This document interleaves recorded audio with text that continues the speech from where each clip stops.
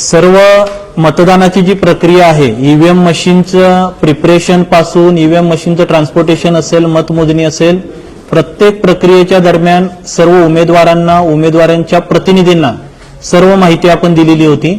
आणि मतमोजणी असेल किंवा ईव्हीएमचं प्रिपरेशन असेल, मतदार यादी तयार करणं असेल, सर्व प्रक्रिया पारदर्शकपणे आपली पार पडली। 275 करवीरच्या अनुषंगाने सोशल मीडियामध्ये काही चुकीचे मेसेजेस फिरत होते, तर 275 करवीरच्या निवडणूक निर्णय अधिकाऱ्यांनी याबद्दल प्रेस नोटद्वारे एक्सप्लेनेशन दिलेलं आहे।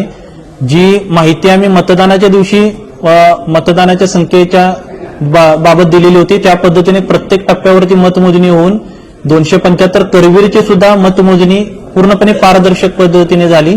आणि याबाबत सर्व उमेदवारांना याबाबतची माहिती देण्यात आलेली होती। कोणत्याही उमेदवाराचा याबाबत मतमोजणीबाबत आक्षेप नव्हता, परंतु काल काही चुकीच्या माहितीवरती आणि चुकीची माहिती एका कागदावरती लिहून जी काही चुकीची माहिती स्प्रेड करण्यात आलेली होती, त्याचा खुलासा निवडणूक निर्णय अधिकाऱ्यांनी दिलेला आहे। आणि तो उमेदवारांनी सुद्धा त्या खुलासाबाबत पॉझिटिव्हली त्यांचा रिमार्क दिला।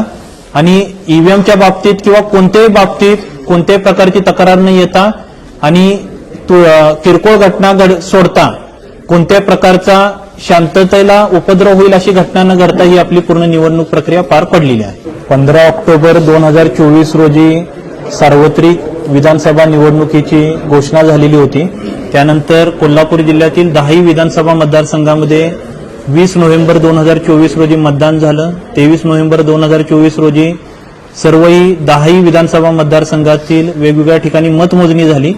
आणि या मागच्या सव्वा महिन्याच्या कालावधीमध्ये निवडणुकीची सर्व प्रक्रिया आणि मतदानाची सर्व प्रक्रिया ही शांततेमध्ये पारदर्शक पद्धतीने आणि नियमानुसार पार पडलेली आहे।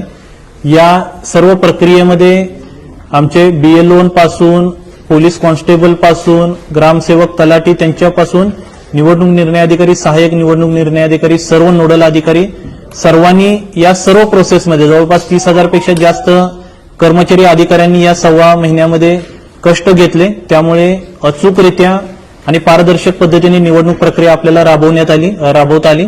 त्याबद्दल या सर्व कर्मचाऱ्यांचं, अधिकाऱ्यांचं मी अभिनंदन करतो, आभार व्यक्त करतो। आणि जिल्ह्यामध्ये 76.63% एवढं आपलं मतदान झालं। त्यामुळे मतदानाच्या टक्केवारीमध्ये आपण राज्यामध्ये पहिल्या क्रमांकावरती राहिलो। त्यामुळे जिल्ह्यातील सर्व मतदारांचं सुद्धा मी अभिनंदन करतो, आभार व्यक्त करतो की त्यांनी लोकशाही प्रक्रियेमध्ये सहभाग दर्शवून आपल्या जिल्ह्याचं नाव आहे ते काही उंचीवरती नेलं। आणि त्यासोबतच सर्व राजकीय पक्ष, सर्व उमेदवारांनी आम्ही दिलेल्या सूचनांचं पालन करून शांततापूर्ण वातावरणात निवडणूक प्रक्रिया पार पाडण्यासाठी आम्हाला सहकार्य केलं, त्यांचं सुद्धा मी आभार व्यक्त करतो। आणि ही प्रक्रिया एक जिल्ह्यामध्ये चांगल्या पद्धतीने राबवता आली यासाठी सर्व कोल्हापूरकरांनी सहकार्य केलं, सर्व कोल्हापूरकरांचं आभार व्यक्त करतो।